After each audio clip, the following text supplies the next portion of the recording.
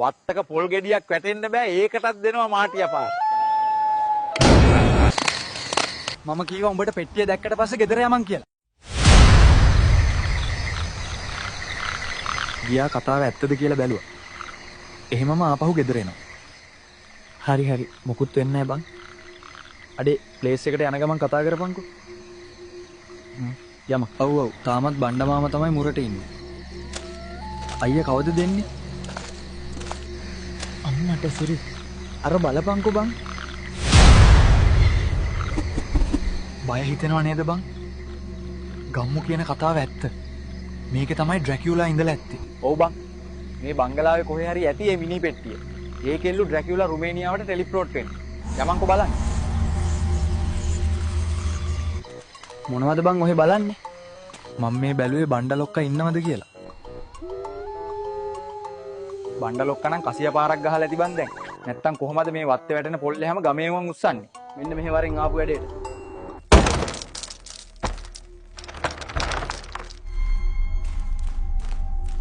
උඹට ෂුවර්ද මේ යන්නේ හරි පාරේ කියලා? ඔව් බං. ලොක් කරලා තිබුණේ මේකට එන පාරනේ. මට සිරි කටකතා ඔක්කොම ඇත්ත එහෙනම්. අඩේ ඩ්‍රැකියුලා කියලා එකෙක් ඉඳලා තියෙනවා ඒ කියන්නේ. ඒකනේ බං. පෙට්ටිය ඇරලා බලමුද? පිස්සුද බං? පෙට්ටිය තියෙනවා කියලා දැක්කනේ. දැන් ආපහු ගෙදර යමන්. හරි බං. ඉඳපන්කො පොඩ්ඩක්.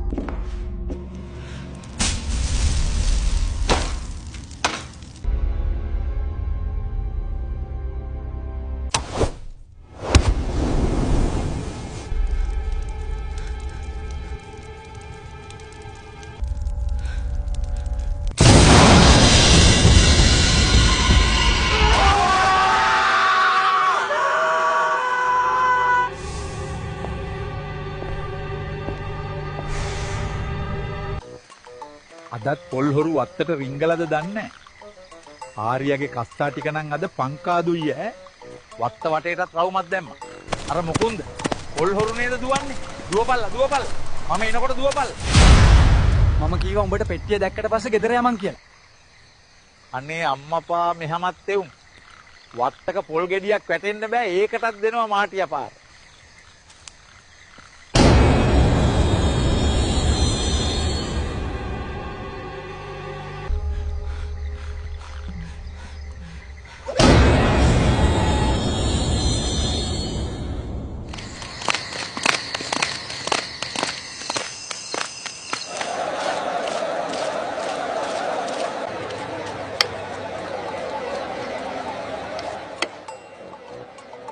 බණ්ඩ මාමා නැති වෙලා දැන් සතියකුත් ගියා නේද බං?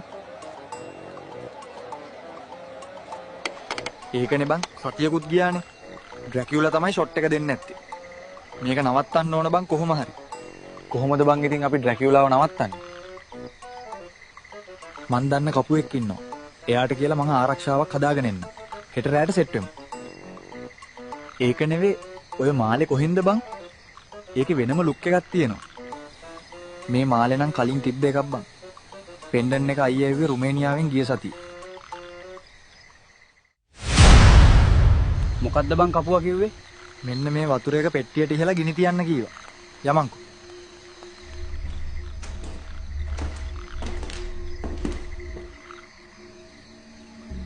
ගියපු ගමන් වතුර ටික පෙට්ටියට හලලා ගිනි තියපන්. හරිද?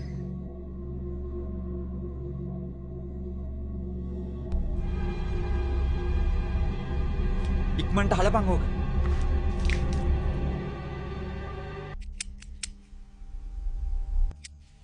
දැන් පෙට්ටියට ගිනි තියපන්.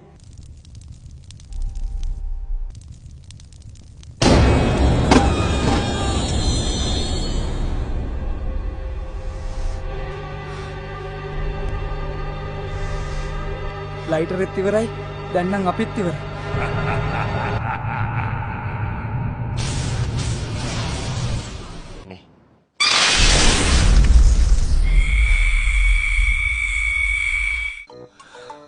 මොකද්ද බං ඒ උනේ? ඒකනේ බං මට හිතා ගන්නත් බෑ. අඩෝ රුමේනියාවේ ඉඳන් අයියා ගන්නේ බං කෝල් එක.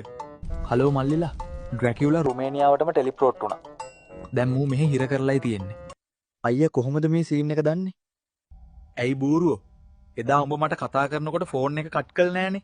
මං ඔක්කොම අහගෙන හිටියේ. මම දැනගත්ත වැඩේ වැරදුනා කියලා. වෙලාවට මම රුමේනියාවේ හිටියේ. ක්ෂණිකව ගියා ට්‍රැන්සිල්වේනියා වල යාළුවෙක් හම්බෙන්න. උගේ මාර්ගයෙන් තමයි ඔය ආරක්ෂක පෙන්ඩන්ට් එක හොයාගත්තේ. ඒක නෙවෙයි ඔය මාලේ කොහෙන්ද බං? ඒකේ වෙනම ලුක් එකක් තියෙනවා. මේ මාලේ නම් කලින් තිබ්බ එකක් බං. පෙන්ඩන්ට් එක අයියා එව්වේ රුමේනියාවෙන් ගිය සතියේ. ඉතින් අයියේ කොහොමද මෙච්චර ඉක්මනට රුමේනියාවේ ඉඳන් පෙන්ඩන්ට් එක ලංකාවට එව්වේ? වෙන කොහෙන්ද මල්ලි? ලංකා එක්ස්ප්‍රස් එක හරහා එව්වේ. ඉක්මනින්ම ලංකාවට එනවනේ. අවුරුදු ගානක විශ්වාසෙත් තියෙනවා. අනික බඩුවක් දාපු ගමන් සුටුස් ගාලා ලංකාවට එනවනේ. අයියේ මොහිනිත් රුමේනියාවේද? නෑනේ. ඇයි බං එහෙම ඇහුවේ? ඩ්‍රැකියුලා බැලුවා වගේ එයාවත් බලන්න යන්න.